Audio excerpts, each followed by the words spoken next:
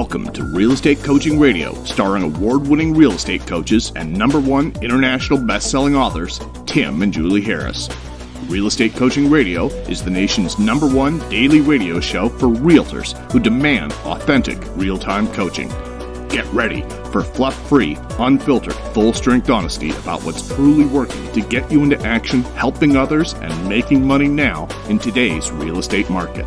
Now to our hosts, Tim and Julie Harris. 3, 2, 1, and we are back. Welcome to your lovely Thursday, the 20th. Yes. Julie, welcome to the show. Thank you. It's been an interesting day of coaching calls, lots of strategy, and I kind of sometimes call it adventures in real estate. In fact, we went to almost an hour in Premier Coaching today because so much was going on. Hubba hubba. So as always, guys, every podcast is going to consist of 3 parts. The first one is any relevant news that we discovered that we think might be directly applicable to your businesses. And frankly, I think Miss Julie has a really great story to... Yep, she does. So we're going to talk about something that'll hopefully make all of you guys feel really great. And then we obviously share with you anything that's going on that we're discovering from all of our frontline leaning agents across the country and Canada. And for those of you who are listening to us in Europe and around the world, welcome. You are listening to the nation's, or at least the United States' #1 daily real estate podcast. So thank you very much for joining us.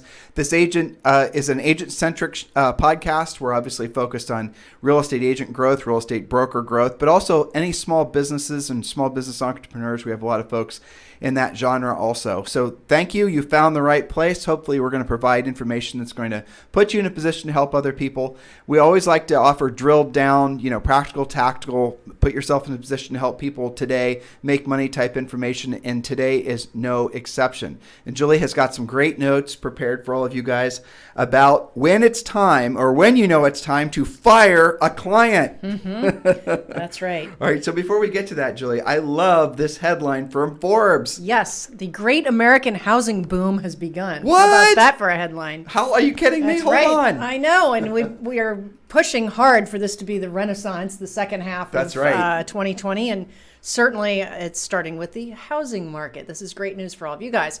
All right, so this is a Forbes magazine, and the author writes, "What if I told you that U.S. housing is one of the best money-making opportunities today? You'd think I'm crazy. After all, how can anyone think it's a good bet right now in the middle of a global pandemic?" He goes on to say, well, I'm going to show you the facts. Now, this follows very closely to many of our podcasts where we've been pointing out why things are continuously good, and it really is a story of supply and demand. So he talks about the housing market is worth $35 trillion and is currently booming. The past month, new home sales surged 55%, the biggest gain since 2005. The number of Americans refinancing jumped 111%. And Quicken Loans, which is currently the U.S.'s largest mortgage lender, had its best quarter in 35 years. They funded a record of $120 billion in home loans. It broke the record for its best lending year, which previously was 6 months ago. So let's see. There's a big squeeze happening. It talks a lot about the supply and demand. The demand continues to outpace supply. A flood of home buyers rushing into the market. It talks about how, people have been thinking about millennials as kids for years. And in fact, the median age of millennials, as well as the first-time homebuyers, about 31, 32 years old. Let's see. According to NAR, 4 in 10 homebuyers was a millennial.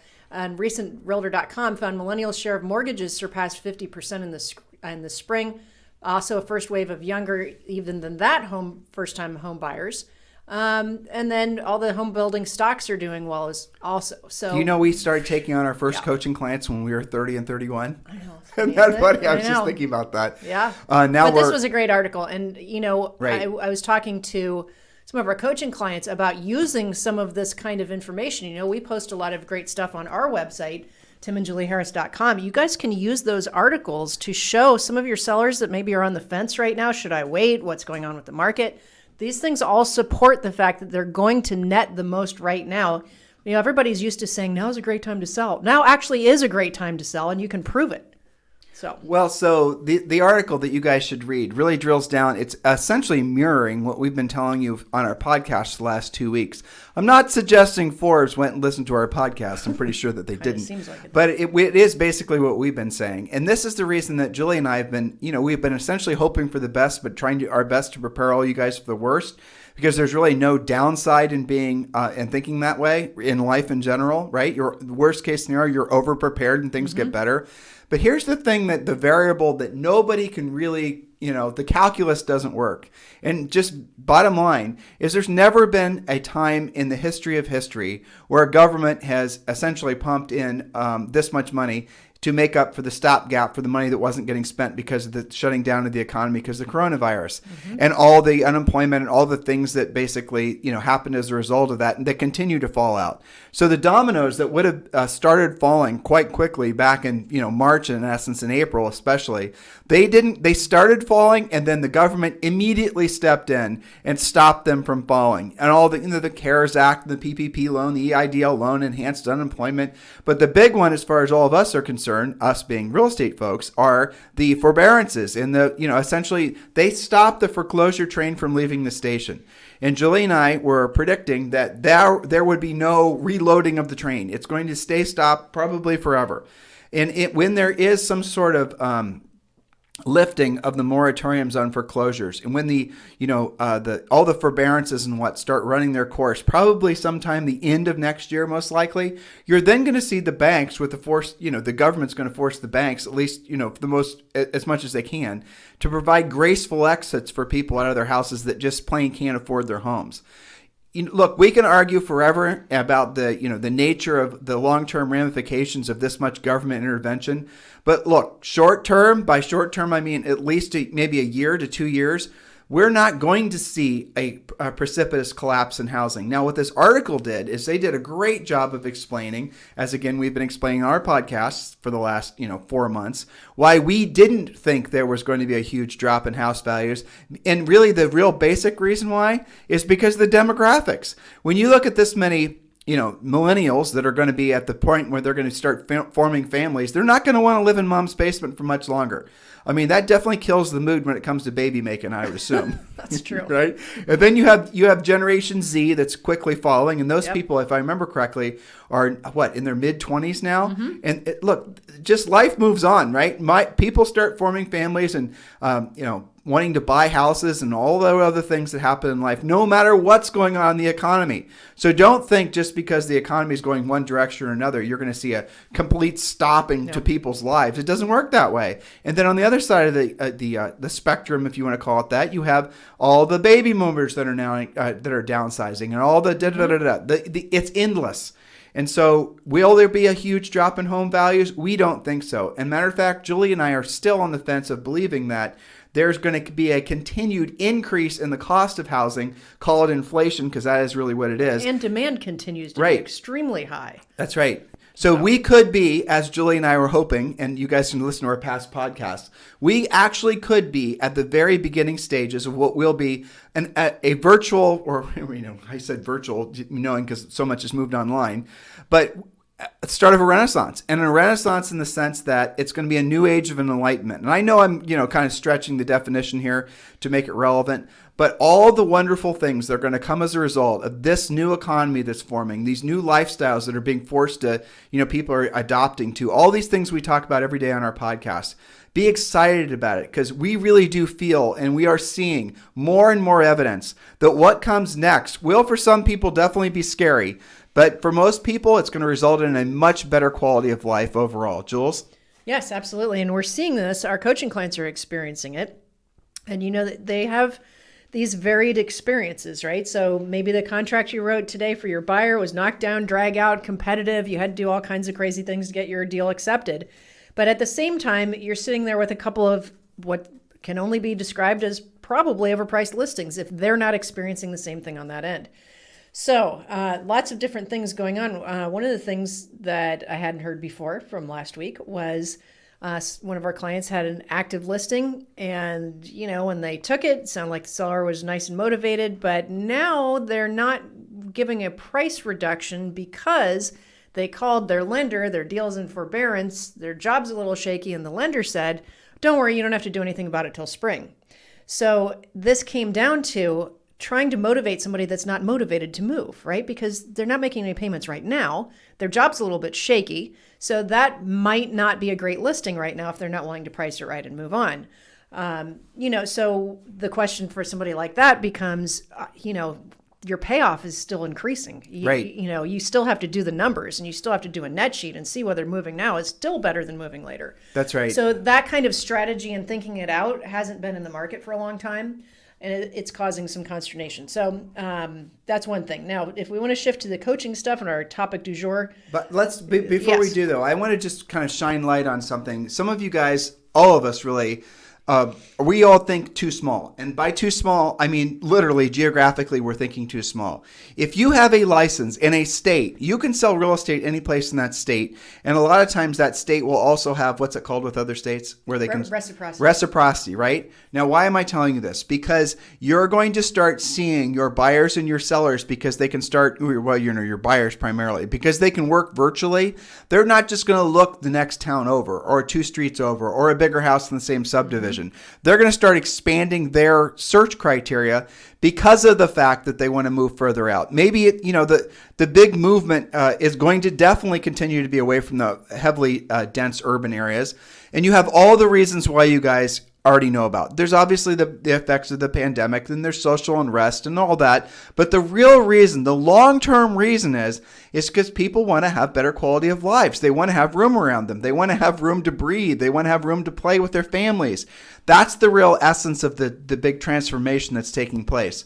So people before maybe were willing to settle for living in some place that didn't have any outdoor space that was theirs. But now you're going to see the resurgence of gardens and backyards and people buying. But if you live in a really expensive part of the country, as a lot of you guys do, those houses are too expensive. So people are going to be going further and further out, and maybe in an adjacent state where there's reciprocity. Start opening your mind to the fact that most all of us, you included, real estate agents, especially if you're working with a great company like eXp Realty, you're going to be able to work virtually. You're forever going to be working virtually and starting to do listing presentations and buyer presentations and house showings virtually. That is the new reality, even post-pandemic. Right? Because that's going to be an expectation that people have. So open your mind to it. And I was doing some homework for the sake of an article, actually, about all the different Oculus type devices, because I think I can definitely see a point where you're going to have a lot of these virtual Zoom type experiences being moved to some kind of, literal 3D type environment. You guys who play video games, which I don't know what I'm talking about, that's probably going to be the next generation. Maybe it's going to happen next year or the year after that. But the technology momentum towards everything being virtual is going to, that rate of change is going to increase exponentially like nothing we've probably ever experienced in our lifetimes. And mentally and emotionally, we're all conditioned for things to take a certain amount of time before we have to adapt, right? You usually have maybe 2 or 3 years. You have some breathing room, the early adopters, all the phases of acceptance, all those types of things. Well, I think all that stuff's out the door now, because what we're going to see is that basically the situations of people's lifestyles and all the rest of it, you're going to see things that normally would have taken 10 years for people to adapt to. It's going to happen inside 6 months, like it is this year. So 2020, a lot of things that we're having, the changes that are taking place, is a permanent rewiring of the expectations that all of us have for our lives, in good ways and in bad ways. I'm not saying it's all, but we're natural optimists, as a lot of you guys are. Otherwise, you'd never be so crazy to get a real estate license, right? But going forward, be very encouraged by what you're hearing and what you're reading, and look for the ways that you can adapt your own business and your own mindset so you can be of service to more people. Now, with that said, the big question that Julie's presenting all of us with is, when is it time to fire a client? Yes, this has been coming up from time to time, and that can be firing a buyer client or firing a listing client, which sounds kind of radical to some of you guys. I mean, listings are hard won, fought for. Why would you ever want to let one go? So when is the right time? When is it okay to break up with a client? Okay.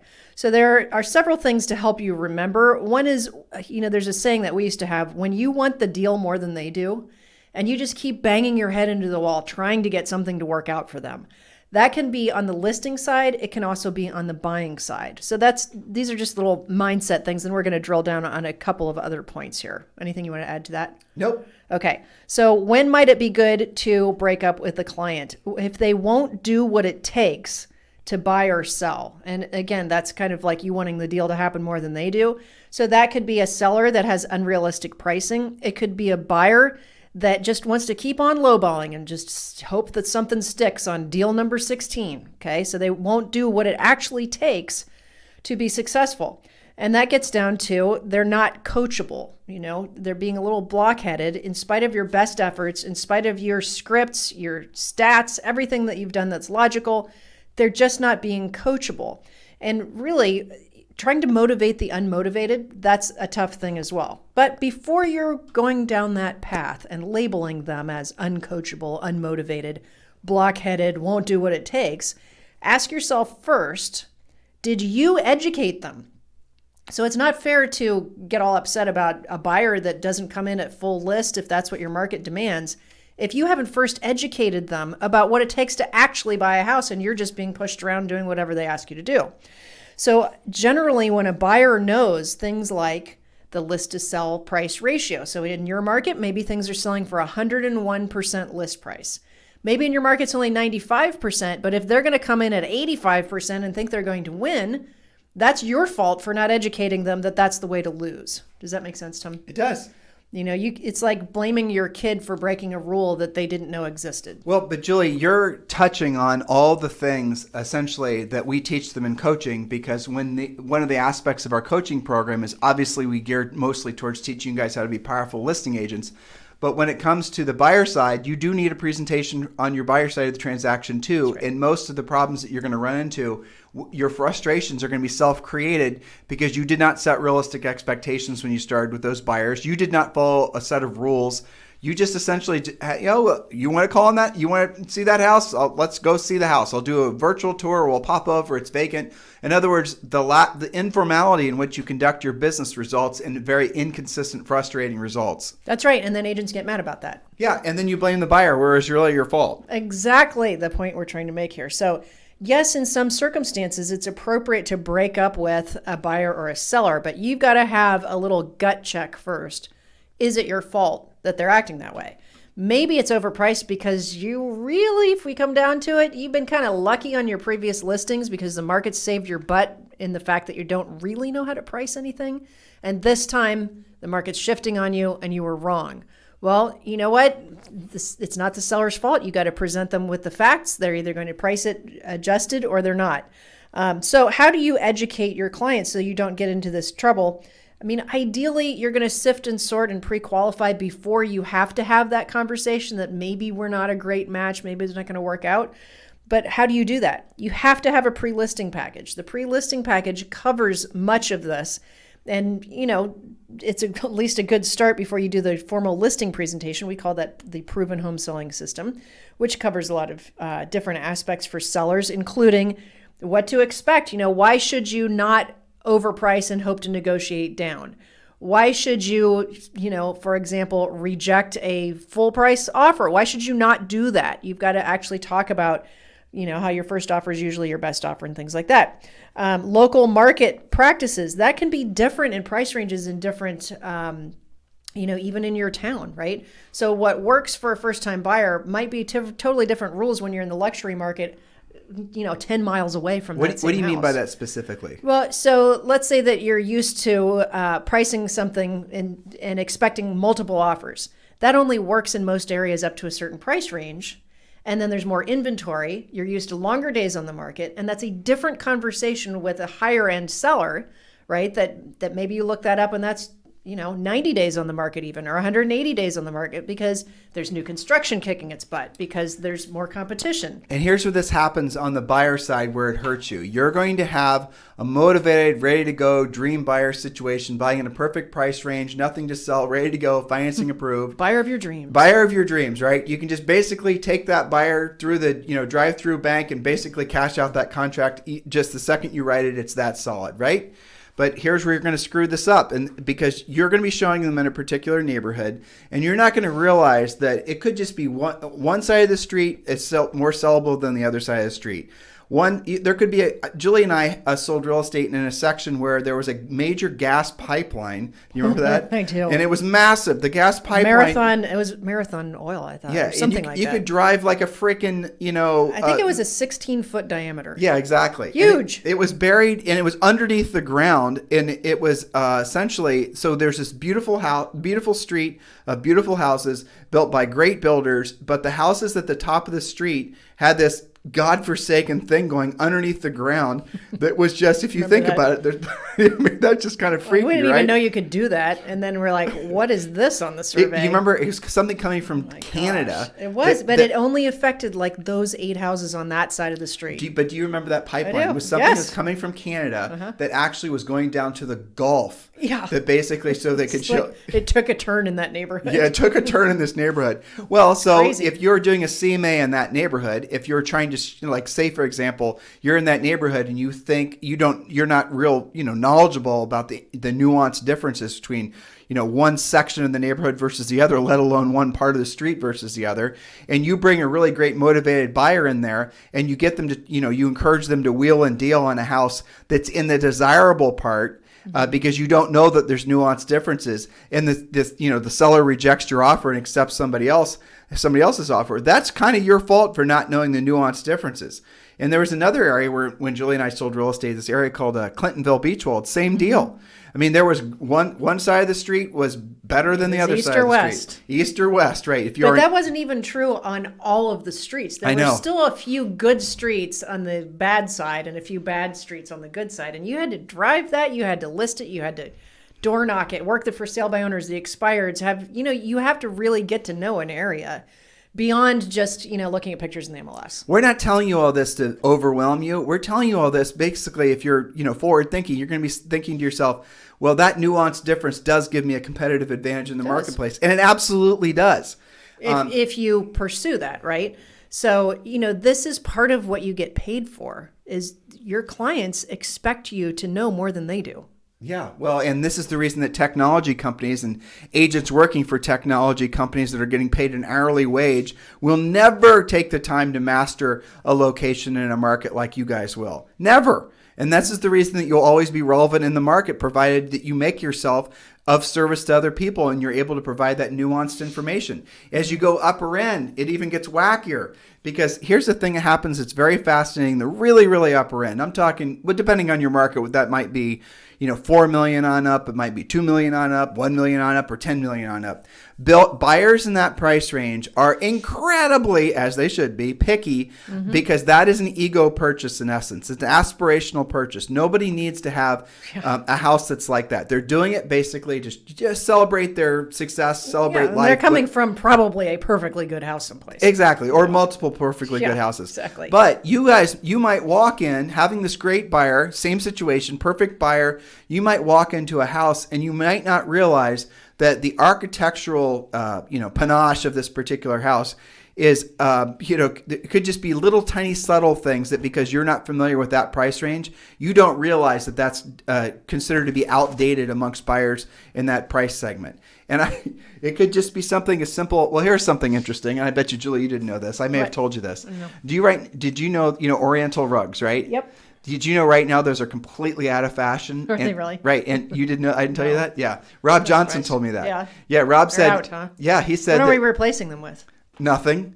Floors. Yeah. They were a pain in the neck. Well, no, he told me that he's going to start because he does these transactions on these multiple $1 million properties, and essentially the Oriental rugs aren't a thing to have on the floor anymore. It's just, all it is just the ebbs and flows of fashion, right? 2 years from now, everyone's going to love Oriental rugs. And he was joking that he should rent a warehouse someplace and store them up until they're popular again for the resurgence of the Oriental rug. But that's very true, though. Yeah. And a lot of this comes with experience. One of our newer agent action plans that we have in coaching is designed to get rid of that experience deficit and force them to go see 10 houses that are out of your normal price range. 90-day massive action plan. Talk about that. Yeah, well, the 90-day massive action plan, first it assesses, are you on track, ahead, or behind? Which for some of you guys, you don't really know how to figure that out because you didn't have goals in the first place. It brings you to those goals, and then it asks you, what do you have to earn in the next 90 days to keep the lights on? What do you have to earn to meet or achieve specific goals beyond just keeping the lights on? I mean, you could be a manager at Starbucks and keep the lights on. That's not why you got your real estate license. So it kind of brings you back to that excitement that you had.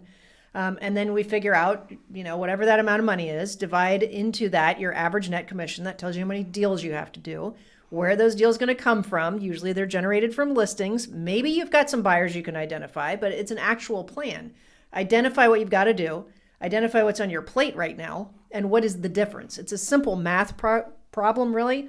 But then you have to say, all right, well, where's that business going to come from? Well, then it tells them exactly what they're supposed to be doing every single day for the next 90 days. Right. The whole nine. And it is part of our coaching program, guys, but we actually give that 90-day massive action plan when we launched our free coaching program, which, just be very clear, it's a whisper of what the normal coaching program is, but it gives you the 90-day massive action plan. It gives you the ultimate agent survival guide. It gives you all the nuts and bolts of the things you guys need to do, not just survive through this market shift, but thrive through the market shift, right? I mean, whatever comes next, wherever the market's going to be next year, what we're predicting to have happen is there will be parts of the market that feel very much like a crazy boom market. Mm-hmm. There will be parts of the market that feel very much like a complete collapsing market. The word bifurcation doesn't even cover it because there's going to be segmented versions of the market that'll be a little bit of both. It's like bifurcation. Right. We need to think of a new word, right? But that's what's going to happen. And you're going to have a different variety of tools, and you're going to have to know how to use those tools to solve different sorts of problems. And we are going to continue to do our best to make sure that you're over-prepared for whatever comes next in the marketplace. Be excited about the changes that are happening. Be excited about the opportunity to learn, because when you learn things that will put you and make you of service to other people, and frankly, your competitors don't, you do have an unfair advantage in the marketplace because you know things that they don't, because you were willing to take the time to learn those things when they weren't. So if you want to be part of the free coaching program, just text the word survival. Just text the word survival to 31996. Now, please be clear. It's just a whisper of our normal coaching program, but it is a great way for all of you guys to get started. So just text the word survival to 31996. And when you do, we're going to text you back a link where you can activate your free membership. And then you're also going to be entitled to a free coaching call with one of our new member coaches. So go ahead and text the word survival to 31996. And yes, that does include a daily semi-private coaching call with one of our Harris certified coaches. Julie? Yes, so let's bring this full circle after we've given them some accountability of, yes, it is on you to educate your buyer and seller clients in order for them to actually behave in such a way that they and then you will win. The seller will sell, the buyer will buy. Now, once you've done that, I had an interesting case on today's Premier Coaching Call where it came from an agent that I know. She's in Chicago. She is very professional. She's been an investor for years herself. She had a kind of a relocating investor from California and did all of her normal stuff, talked about the market conditions, and this person wanted to buy a series of $100,000 to $150,000 rental. Those exist? In Chicago. There's we're back to the Midwest now. But the investor client was coming from California. Okay. So from beginning to end, this quote buyer investor has argued with our broker in question here, our coaching client, about how closings work and what the expectations are and how it should be okay to get a copy of an inspection from 2 sales ago on a property. And all of these, like this unreasonable list of demands, where she claimed that, well, that's how we do it in California, so that's what I'm asking for. Okay, so our poor broker... Which, by the way, they don't do it in California. Which they don't, and I said that on the call. I said, actually, no, you don't. That's made up. Really? But, and after a series of sitting down and meetings and counseling her and talking about how the market in the Midwest is different, and we have actual title companies, and they do some research like that, and how it's not typical to get a home inspection from 2 sales ago, this, quote, investor client, just will not be coachable. She just wants it her way or the highway, and she's willing to lose deals over it or not write contracts in the first place. And I asked our client in Chicago, how long are you going to give yourself to knock your head into the wall trying to create something for this person who is not coachable, not compliant for you? And now I said that after I asked her a lot of questions about, did you go through the education process? Did you explain to her how things are not the same in California and this is typical practice? And that her script had been, I'm sorry, that's not available. What would you like to do? Oh, that's what she was saying. Yeah, that, right. It doesn't exist. What would you like to do? She continued to close. She was doing a good job, in my opinion, as her coach.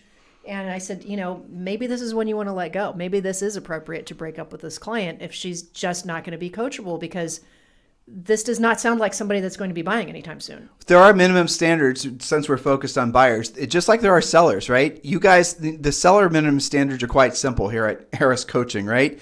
If a seller has to sell, if they have motivation, so there's the primary difference between a buyer and seller, taking a sidestep, is there's no such thing as a buyer that has to buy. Right? And this is really the essence of the reason Julie and I focus so intensely on the listing side of the business, because there are plenty of examples of sellers that have to sell. Because I'll say it again, because that for some of you will be an absolute aha moment.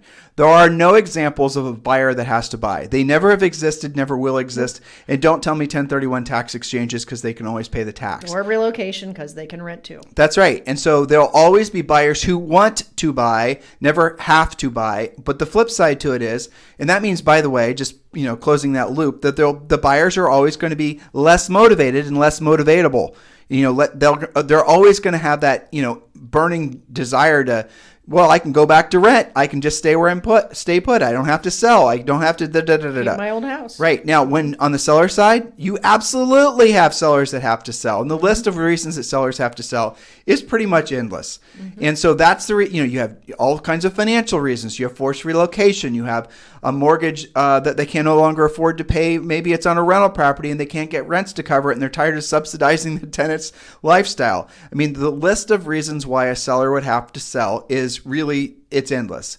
That's the reason you focus on the seller side of things. But when you're working on the buyer side of things and you guys feel frustrated because here you are, doing the wrong thing and buying your buyer leads, doing the wrong thing and basically not pre-qualifying your buyers to determine if they're even financially able to buy. And then you're spending all your nights and your weekends with these, essentially the buyers who are most likely going to be the first to buck as soon as interest rates go up a quarter point or an eighth point. And that's if they're even willing to do what it takes to be competitive, if that's the situation, right? Which half of them aren't willing to do or aren't qualified to do. A have-to-sell seller is not going to decide he doesn't have to sell because interest rates go up or because there's a presidential election or fill in the blank. But a buyers will. Buyers are the ones that are going to drive you guys crazy. And your job is going to be to sort and sift through all the buyer leads that you get when you learn how to basically become a listing agent. The best way to generate buyer leads, assuming you want them in the first place, is to be a listing agent, and you have to sort of beat the buyers off the stick. You'll get so many buyer leads.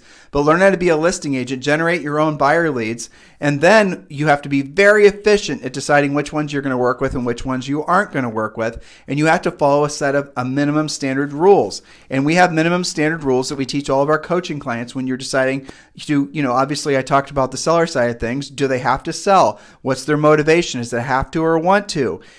How much do they owe? All those types of things. On the buyer side of things, knowing that there's no such thing as a buyer that has to buy, your minimum standards for a buyer are going to be relatively simple, but they're also going to be, unfortunately flexible because buyers can always change their mind. The first one is, are they completely approved subject to the appraisal of the property? And we've talked about that a lot on this podcast. Do they have realistic expectations of what they can afford? Are they just basically completely out of touch with reality? Remember, these are buyers.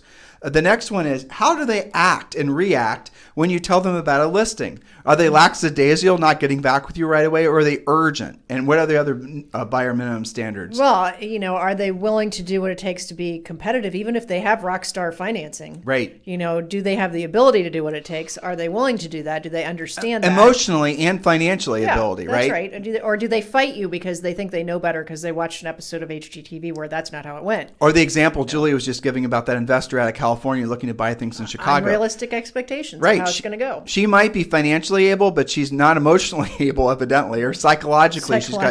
Right. It's not going to happen. So that agent who has, multiple sales in their eyes of, I'm going to sell this person an endless number of houses, is going to probably end up selling that investor no houses just for all the reasons that we're stating. And so, and also it takes her time away from people who do act like real buyers. So we talk about this in Premier when and in the book. Yes. Now it is easier for our more experienced agents to do this, to use this filter, which is why we work to get experience into our coaching clients as fast as possible. Because here's what you do. If you have some experience and you're having these questions like, what should I do? Should I break up with this client? Are they the real deal or aren't they? Okay. Ask yourself, of the buyers who have bought with you, who have been successful, how did this person act versus them? When you bring them a listing that is exactly what they asked for, do you have to track them down for 2 or 3 calls to get to see it and then lose out because you weren't the first showing? Or are they like, yeah, let's go right now. I'm ready to rumble. That's a real good... Use your filter, right? That's a real good gut check. Assuming you guys have had closings, right? Some of you are new, so you haven't had any. Right. Go look at the past closings, the past, say, 10 or 20 closings you've had over whatever time frame it's been, right? A year, whatever, maybe it last month. And then ask yourself what the motivation was for all those buyers or all those sellers. Those sellers are the same way too, right? So is this listing that I seem to be butting heads with and won't let me price it right, are they acting like somebody who actually wants to sell? No, has to sell. Has to sell. Do they have to sell or do they want to sell? Are Because they trying people to... who have to sell act differently than people who are just trying it out. Right. And the ones that are just, they tell you, it's a script, right? It's their script. Mr. Seller, do you have to sell? What happens if this property doesn't sell is one of our scripts, right? Yep. And if they say, well, nothing, we'll just stay put.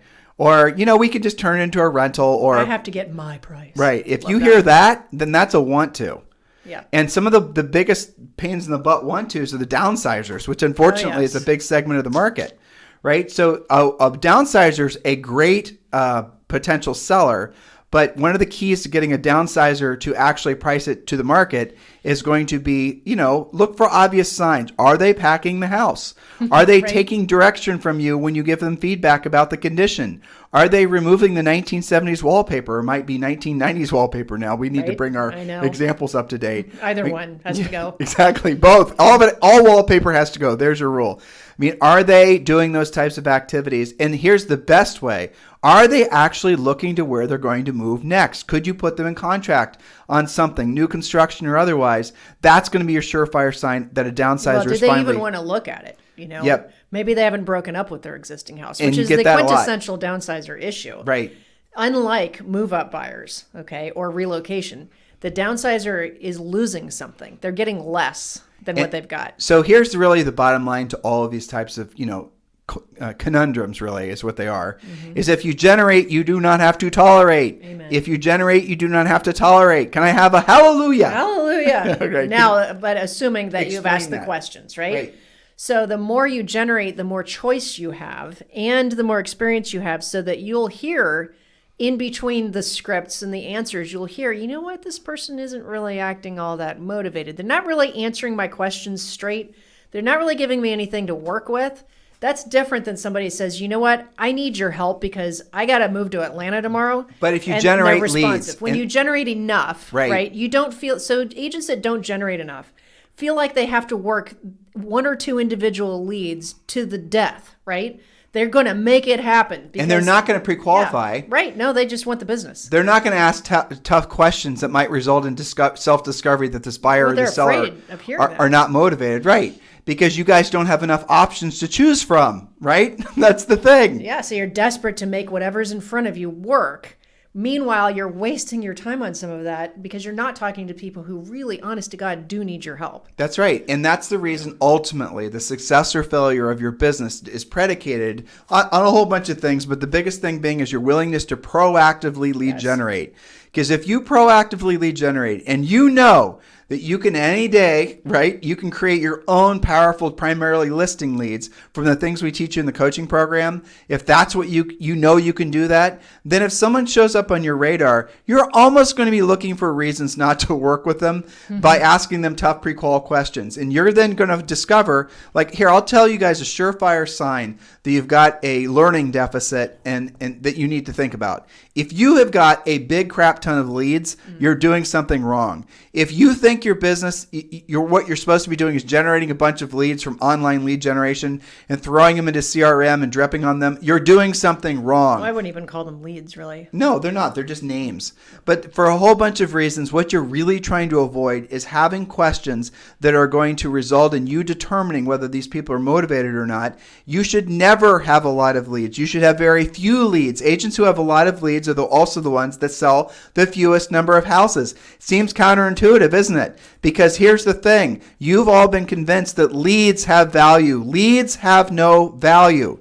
In of themselves, they're just names, right? Names on pieces of paper or, emails or texts or whatever. They have no value. But a pre-qualified, where you asked all the right questions, primarily seller, but also buyer, who are following our, motivation guidelines and rules that we teach you in the coaching program, those have leads. And those have real value, right? And so learn to basically pre-qualify. That way you do not have to tolerate the frustration that comes from working with folks that are not motivated. And then you will stop blaming them when you magically aren't able to successfully sell them a house. Here's a little secret. I do not care how good you think you are at selling anything. You're never going to sell a house to somebody that is not motivated, or list a house that result in a successful sale that is not motivated. It's impossible. Never happen, right? It won't.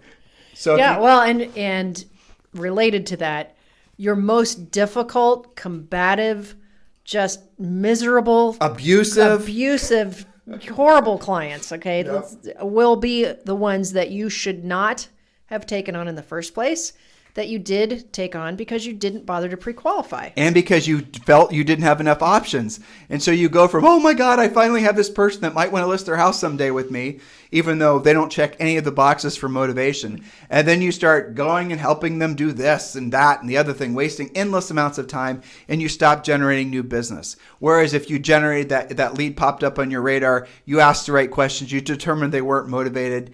Look, if you want to put them a long-term lead follow-up thing at that point, go for it, but it's a waste of time. Move on to the next one. Look for the people that actually have to sell sellers. Yeah. And here's again, this goes to the unfair advantage that you have when you have skills, when you know actually how to be professional, is all the other agents out there are following that same lazy pattern of taking leads, putting them in long-term lead follow-up and hoping and praying, some bubble up one day where they can sell a house. Whereas a real true professional knows how to proactively lead generate every day, then knows what questions to ask to determine whether they're going to work with them or not, and then knows how to carry that ball into the end zone so they can actually transact. That's what we teach you in our coaching program. Anything else you'd like to say, Mrs. Harris? Yeah, I mean, it may seem like we're almost over-coaching you right now, but here's the thing. This is so critical, especially in a changing market. Oh my gosh, because here's the thing. These guys can have been a little bit lazy about this. Definitely. And the market covered your butt. In a seller's market. In a seller's market, it covered your butt because an aspirationally priced seller could usually get it. We're starting to see that not happen anymore. We're starting to see, appraisals be cut by 80 grand, 100 grand. It's not working anymore. So the importance of you working with people who actually have to transact versus are just trying the market out, totally different. And you're already starting to feel it. I can tell by the nature of questions that I get in Premier Coaching. Totally different. Lots more strategy. So we are trying to get you ahead in your thought process so that you don't have to suffer with too much of this type of consternation. So in conclusion, yes, sometimes it is appropriate to break up with a seller or a buyer, but make sure that you have done your due diligence with your questions and that it's not your fault that they're misbehaving. And then follow the rules to start. If you don't have any rules, then sign up for coaching. We can take care of you. Right. I mean, that's the bottom line. Sorry, that's what we do. Yeah. And then, guys, just frankly, do not deviate from what we teach you to do. Use the scripts exactly the way they're written. Dear God, I said scripts. Here, this will be, I'll say it a different way. Conversation outlines. Does that make it easy? Yes, and you're not prospecting. You're just lead generating. That's right. We're not prospecting. Oh, no, we're not doing that. I know some of you will never prospect. Okay. So we're going to call it lead generation. See how psychologically it makes it a little bit more palatable? In the meantime, if you guys need us for anything, if you want to talk with Julie and I needed to say thank you to Inman News. They've done a number of feature articles on Julie and I. Here's my iWatch ringing again. And they've done a number of articles featuring us in the past month. There's one that came out today, which is great. How to Survival Market Shift, Protect Yourself. There's the Inman interview with Tim and Julie Harris, if you guys haven't read that yet. And again, thank you for Inman News Features for showing the love. I really appreciate it. We certainly reciprocate as often as we can. Inman pretty much is the go-to news source for all things real estate, as I'm sure you guys, well, residential real estate, as I'm sure you guys will agree. But in the interim, if you guys want to join EXP, if you want to be part of our EXP family, if you literally want to partner with Julie and I at EXP and be part of our group, just text me directly at 512-758-0206. 512-758-0206. And if you just want to, if you're getting ready to get started and you want just information on EXP, we've made that easy for you as well. And here's what you got to do. Just text the word EXP to 31996. Text the word EXP to 31996. And when you do, we're going to text you back a real quick 9-minute video that covers all the essentially the reasons why you're going to want to join EXP. If you're ready to join EXP, you're ready to move the ball into the end zone as we were just talking about, please do feel free to text me directly at 512-758-0206. In the meantime, you guys have a fantastic day, and we will talk with you on the show tomorrow.